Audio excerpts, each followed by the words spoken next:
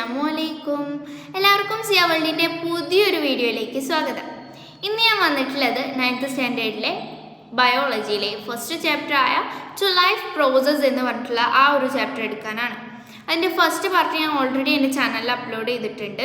അത് കാണാത്തവരുണ്ടെങ്കിൽ എന്തായാലും കാണാം. ഇനി അത് കിട്ടുന്നില്ല എന്നുണ്ടെങ്കിൽ അതിൻ്റെ ലിങ്ക് ഞാൻ ഡിസ്ക്രിപ്ഷനിൽ കൊടുക്കാം. അപ്പോൾ ഇനി നമുക്ക് എന്തായാലും ക്ലാസ് സ്റ്റാർട്ട് ചെയ്യാം. നമുക്കൊരു ക്വസ്റ്റ്യനിലൂടെ ക്ലാസ് സ്റ്റാർട്ട് ചെയ്യാം. Why cell membrane is also known as plasma membrane? എന്തുകൊണ്ടാണ് സെൽ മെംബ്രെയിനെ നമ്മൾ പ്ലാസ്മ മെംബ്രെയിൻ എന്ന് കൂടി വിളിക്കുന്നത്?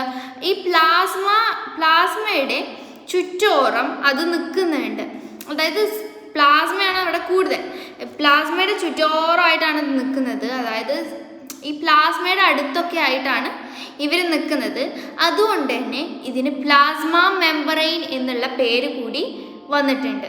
There is plasma membrane called selectively membrane. ഈ നമ്മൾ നമ്മൾ ഓൾറെഡി പറഞ്ഞതാണ്, നമ്മൾ സെൽ മെംബ്രെയിനെയാണ് നമ്മൾ പ്ലാസ്മ മെംബ്രെയിൻ എന്ന് വിളിക്കുന്നു. അതിനൊരു കാരണം പറഞ്ഞു. ഈ പ്ലാസ്മ മെംബ്രെയിനെ തന്നെ സെലക്റ്റീവ്ലി മെംബ്രെയിൻ എന്ന് കൂടി വിളിക്കുന്നുണ്ട്. അതിൻ്റെ റീസൺ എന്താണെന്ന് അറിയോ? അതിനൊരു റീസൺ ഉണ്ട്. ഇപ്പം ഞാനൊരു പിക്ചർ വരയ്ക്കാം. ഇവിടെ ഒരു പിക്ചർ വരയ്ക്കാം, നമ്മൾ ബോർഡിൽ വരയ്ക്കാം. ഇതിൻ്റെ ഈ ഒരു പിക്ചർ ഉണ്ടല്ലോ, ഇപ്പം ഞാൻ വരച്ചുകൊണ്ടിരിക്കുകയാണേ. ഈ ഒരു പിക്ചർ ഉണ്ടല്ലോ, ഈ ഒരു പിക്ചറിൻ്റെ ഇപ്പം ഞാൻ ഇവിടെ വരച്ചു. ഇതിൻ്റെ ഇടയിൽ കൂടി ഇപ്പം ആവശ്യമുള്ളതിനെ അങ്ങോട്ട് കടത്തി വിടുകയും പിന്നെ ആവശ്യമില്ലാത്തതിനെ ഇങ്ങോട്ട് തിരിച്ചെടുക്കുകയും അങ്ങനെയൊക്കെ ചെയ്ത്, അതായത് ഒരു നമ്മൾ സെലക്ട് ചെയ്ത് നമുക്ക് ആവശ്യമുള്ളത് മാത്രം എടുത്ത് അങ്ങനെ ചെയ്യുന്നത് കൊണ്ട് തന്നെ ഈ പ്ലാസ്മ മെംബ്രെയിനെ നമ്മൾ സെലക്റ്റീവ്ലി പെർമിയബിൾ എന്ന് കൂടി എന്ത് ചെയ്യുന്നുണ്ട്, വിളിക്കുന്നുണ്ട് കേട്ടോ. അതാണ് അതിൻ്റെ ഒരു റീസൺ ആയിട്ട് വരുന്നത്. ഇനി നമ്മൾ പറയുന്നത് ഡിഫ്യൂഷൻ ആണ്. ഡിഫ്യൂഷൻ നമ്മളുടെ ഈ ഒരു പാഠത്തിൽ തന്നെ ഒരു മെയിൻ ഇമ്പോർട്ടൻറ്റ് കണ്ടന്റ് ആണ്. നെക്സ്റ്റ് ഇനി പറയുന്നത് ഡിഫ്യൂഷൻ എന്താണെന്നാണ്. ഈ ഡിഫ്യൂഷൻ എന്ന് വെച്ചാൽ നമ്മുടെ ടെക്സ്റ്റ് ബുക്കിൽ ഈ ഡിഫ്യൂഷൻ്റെ ഒരു പിക്ചർ ഉണ്ട്. സെൽ മെംബ്രെയിൻ, സൈറ്റോപ്ലാസം, അങ്ങനെ ഒരുപാട് സാധനങ്ങളൊക്കെ ആയിട്ട്. ഓക്സിജൻ ഉണ്ടല്ലോ, ഈ ഓക്സിജൻ ചെറിയ ലെവലിൽ നിന്നും എന്ത് ചെയ്യാണ്, വലിയ ലെവലിൽ നിന്നും ചെറിയ ലെവലിലേക്ക് പോവാണ്. ഹൈ കോൺസെൻട്രേഷനിൽ നിന്നും ലോ കോൺസെൻട്രേഷന് പോവുകയാണ്. എന്താണെന്ന് വെച്ചാൽ ഈ ഓക്സിജൻ തന്നെ കാർബൺ ഡയോക്സൈഡിന് ശേഷം, അതായത് ഓക്സിജൻ കാർബൺ ഡയോക്സൈഡും അതേപോലെ തന്നെ ബ്ലഡ്, കാർബൺ ഡയോക്സൈഡ് ശേഷം ബ്ലഡിലേക്ക് പോകുന്നു, പിന്നെ ബ്ലഡ് നേരെ തിരിച്ച് കാർബൺ ഡയോക്സൈഡിലേക്ക് പോകുന്നു. അങ്ങനെ ഉള്ള ഒരു പോകുന്ന ആ ഒരു ടൈപ്പ് ഓഫ് വഴി, ആ ഒരു ടൈപ്പ് ഓഫ് റൂട്ടിനെയാണ് നമ്മളുടെ ഡിഫ്യൂഷൻ എന്ന് പറയുന്നത്. അതായത് നമ്മൾ ഡിഫ്യൂഷനിൽ മനസ്സിലാക്കേണ്ടത് ഇത്രയേ ഉള്ളൂ. ഈ ഹൈ കോൺസെൻട്രേഷനിൽ നിന്നും ഈ മേലെ നിൽക്കുന്ന ഒരു ഈ കുറേ ഹോൾസ് ഉണ്ട്. ഞാൻ ഇവിടെ തന്നെ കാണിച്ചു തരാം. ഇപ്പം നമ്മൾ കുറേ ഹോൾസ് ഉണ്ട്. ഈ ഒരു ഹോൾസ് തന്നെ ഇങ്ങനെ ഒരു ഏരോ പോലെ ഇട്ടിട്ടുണ്ട്. അതെന്ത് ചെയ്യാണ്, നമ്മൾ ഈ ഹൈയിൽ നിൽക്കുന്ന ആൾക്കാർ ലോയിലേക്ക് പോവാണ്.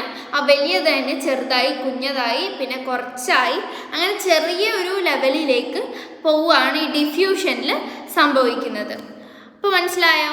ഇനി നെക്സ്റ്റ് നമ്മൾ പഠിക്കേണ്ടത് ഓസ്മോസിസിനെ പറ്റിയിട്ടാണ്. ഈ ഓസ്മോസിസിനെ പറ്റി പറയുകയാണെങ്കിൽ അത് 2 ടൈപ്പ് ഉണ്ട്. എക്സോസ്മിസ് ഉണ്ട് ആൻഡ് എൻഡോസ്മിസ് ഉണ്ട്. ഇത് രണ്ടും പഠിക്കുന്നതിന് മുന്നേ നമുക്ക് ഓസ്മോസിസിനെ പറ്റി പഠിക്കാം.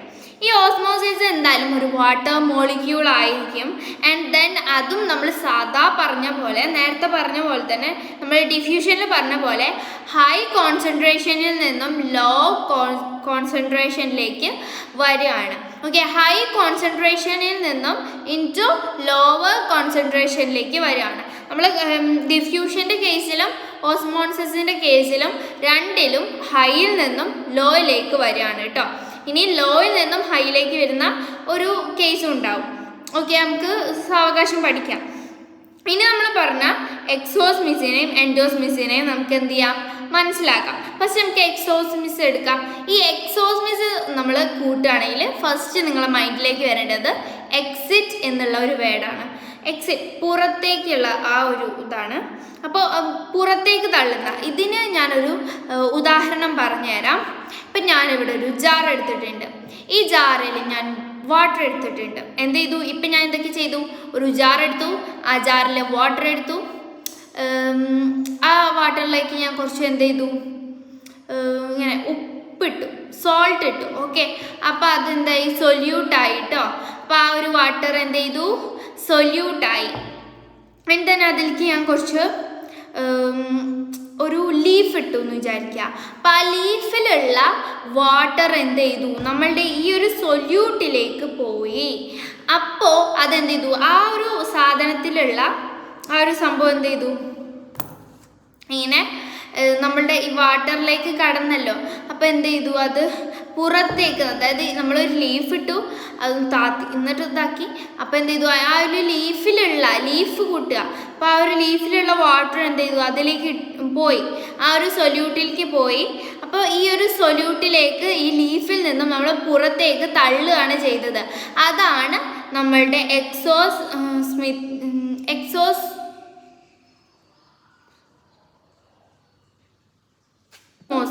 ആൻഡ് ദെൻ എൻഡോസ്മോസിസിനെ പറ്റി പറയുകയാണെങ്കിൽ നിങ്ങൾ ഫസ്റ്റേ ചിന്തിക്കേണ്ട ഒരു ഉദാഹരണമുണ്ട്. നമ്മൾ ഈ ഡ്രൈ ഫ്രൂട്ട്സ് നിങ്ങൾ ചിന്തിക്കുക, ഉണക്കമുന്തിരിയില്ലേ, അതൊക്കെ ചിന്തിച്ചാൽ മതി. അത് നമ്മൾ സാധാ ഒരു ജഗ്ഗെടുത്തു, അതിലേക്ക് നമ്മൾ വെള്ളം ഒഴിച്ചു, അതിലേക്ക് നമ്മൾ ഉണക്കമുന്തിരി ഇട്ടു. ആ ഉണക്കമുന്തിരി എന്ത് ചെയ്തു? വീർത്ത് വരും. റീസൺ എന്താണ്? നമ്മൾ ഈ വാട്ടറിലുള്ള ആ ഒരു വാട്ടറിലുള്ളത് അത് നമ്മൾ ഈ ഉണക്കമുന്തിരിയിലേക്ക് കയറി അത് വീർത്ത് പോയി. അപ്പോൾ നമ്മൾ നേരത്തെ കേസിൽ എന്താണ്? നമ്മൾ ലീഫിൽ നിന്നും അത് വാട്ടറിലോട്ടാണ് പോയതെങ്കിൽ ഇവിടെ വാട്ടറിൽ നിന്നും നമ്മൾ ഈ ഒരു ഡ്രൈ ഫ്രൂട്ടിലേക്കാണ് പോയത്. അതാണ് എക്സോസ്മിത്തിൻ്റെയും എൻഡോസ്മിത്തിൻ്റെയും തമ്മിലുള്ള ഡിഫറൻസ് എന്ന് പറയുന്നത്. Facilitated diffusion. ഓക്കെ, ഇനി നമ്മൾ പഠിക്കുന്നത് എന്താണ്? ഫെസിലിറ്റേറ്റഡ് ഡിഫ്യൂഷനെ പറ്റിയിട്ടാണ്. ഈ ഫെസിലിറ്റേറ്റഡ് ഡിഫ്യൂഷനെ പറ്റി പഠിക്കുകയാണെങ്കിൽ നമ്മൾ ആദ്യം മനസ്സിലാക്കേണ്ടത് ഇതിൽ പ്രോട്ടീൻസ് ഉണ്ട്. പ്രോട്ടീൻസ് ഉണ്ട്.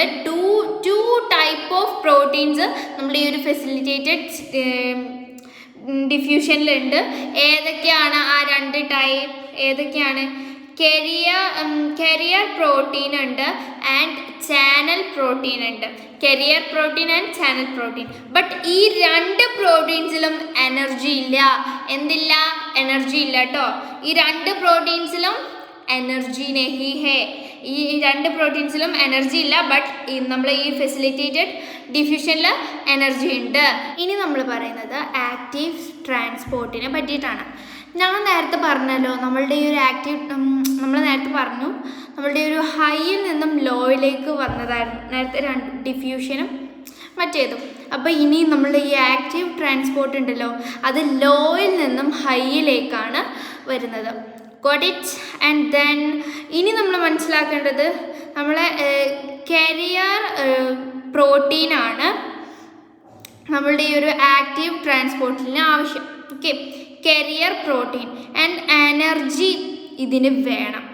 നമ്മൾ നേരത്തെ പറഞ്ഞു നമ്മളുടെ ഫെസിലിറ്റേറ്റഡ് ഡിഫ്യൂഷൻ ഉണ്ടല്ലോ, അതിന് നമ്മളുടെ ഈ എനർജി ആവശ്യമില്ല. അതായത് കരിയർ പ്രോട്ടീനും നമ്മൾക്ക് പ്രോട്ടീൻസ് ആവശ്യമുണ്ട്. കരിയർ പ്രോട്ടീനും അതേമാതിരി തന്നെ ചാനൽ പ്രോട്ടീനും അതിൻ്റെ എക്സാമ്പിൾസ് ആണെന്ന് പറഞ്ഞു, അതായത് പ്രോട്ടീൻസ് ആണെന്ന് പറഞ്ഞു.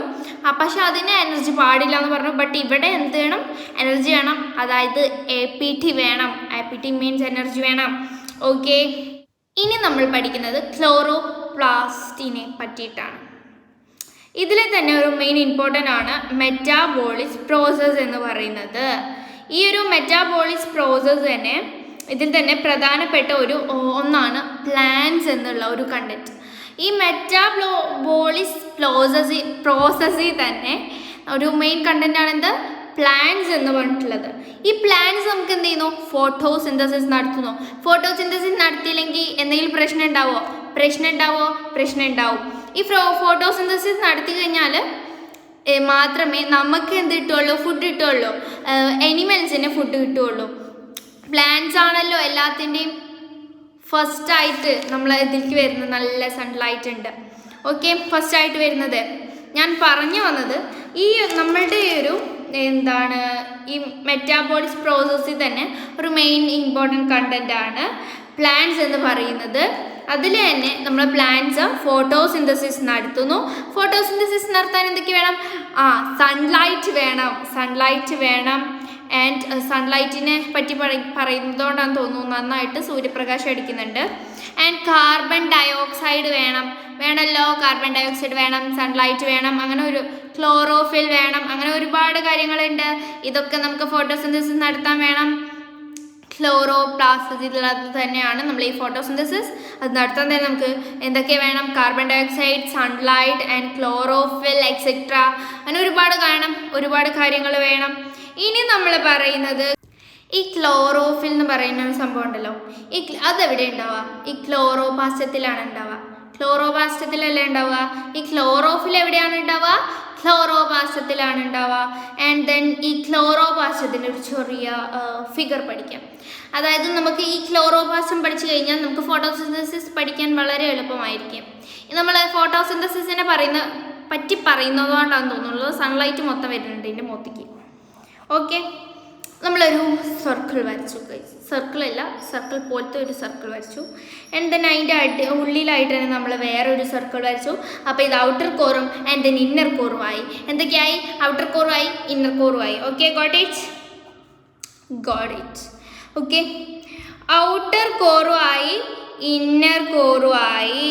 ഞാൻ എന്താ ബോർഡിൽ കാണിക്കാം, ഞാൻ ഇവിടെ വരയ്ക്കുന്നുണ്ട്. അതായത് ഒരു ടൈമിങ് കിട്ടാൻ വേണ്ടിയിട്ടാണ് കേട്ടോ. ഇനി നമ്മൾ പറയുകയാണെങ്കിൽ ഇതിൽ തന്നെ ഒരു ഷെയ്ഡ് കൊടുത്തിട്ടുണ്ട് ഞാൻ അതിൻ്റെ അകത്ത്. ഓക്കെ, ആ ഷെയ്ഡ് കൊടുത്തത് എന്താണെന്നറിയോ? ആ ഷെയ്ഡ് കൊടുത്തത് എന്തിനാണെന്നറിയോ? അതൊരു ഫ്ലൂയിഡാണ്. അതിൻ്റെ ഉള്ളിൽ ഫ്ലൂയിഡാണ്. ആ ഫ്ലൂയിഡിൽ തന്നെ കുറേ ഇങ്ങനെ മെഡിസിൻ ടാബ്ലറ്റ്സ് പോലെ ഇങ്ങനെ ഓരോ ടൈപ്പ് ഓഫ് പെയേഴ്സ് പോലെ ഞാൻ ഇങ്ങനെ വരയ്ക്കുന്നുണ്ട്. അതിൽ ഒരു പെയറിന് ഈ ഒരു സെക്ഷന് പറയുന്ന പേരെന്താണെന്നറിയോ? ഗ്രാന എന്നാണ്. ഗ്രാന എന്നാണ്. ആൻഡ് ദെൻ ഇതിൽ ഒരെണ്ണത്തിന് നമ്മൾ ഇങ്ങനെ എടുത്തിട്ട് നമ്മൾ അതിൻ്റെ പേരിങ്ങോട്ട് പറയുകയാണ്. എന്താണ് അതിൻ്റെ പേര്? തൈലാക്കൊയ്ഡ. ഓക്കെ, തൈലാക്കൊയ്ഡ എന്നാണ് അതിൻ്റെ പേര്. ആൻഡ് ആ ഫ്ലൂയിഡ് ഉണ്ടല്ലോ, ആ ഒരു അതിന് ഫ്ലൂയിഡ് എന്ന് വിളിക്കരുത് കേട്ടോ, ഞാൻ പറഞ്ഞതാണ്. അതൊരു ഫ്ലൂയിഡ് ടൈപ്പാണ്. ആ ഫ്ലൂയിഡിൻ്റെ പേരെന്താണ്? എക്ട്രോമസ്. Got it? ഓക്കെ, എക്ട്രോമസ് ആണ്. ആൻഡ് ദെൻ നമ്മൾ ആ പെയറിൻ്റെ പേര് പറഞ്ഞു. ആൻഡ് ദെൻ അത് സെപ്പറേറ്റ് അതിനെ മാത്രം സെപ്പറേറ്റ് എടുത്ത് അതിൻ്റെ പേര് പറഞ്ഞു. ആൻഡ് നമ്മൾ ഫ്ലൂയിഡിൻ്റെ പേര് പറഞ്ഞു. ഇനി നമ്മൾ പറയുന്നത് അതിലിങ്ങനെ നമ്മളിങ്ങനെ കെട്ടിയിട്ട പോലെ കയറ് പോലെ ഇങ്ങനെ ഇവിടെ കൊടുക്കാം. ഇങ്ങനെ ഉണ്ട്. ഓക്കെ, ആ ഒരു സംഭവത്തിനെയാണ് നമ്മൾ വിളിക്കുന്നത് എറ്റോമ ലാൻമെല്ല. എന്താണ് നമ്മൾ ആ സാധനത്തിൽ വിളിക്കുന്നത്? എറ്റോമ ലാൻമെല്ല. നല്ല സൺലൈറ്റ് ഉണ്ട് കേട്ടോ. ഇപ്പം നമ്മൾ ക്ലോറോപ്ലാസ്റ്റത്തിൻ്റെ എല്ലാ ഫീച്ചേഴ്സും എല്ലാ പാർട്സും പഠിച്ചു കഴിഞ്ഞു.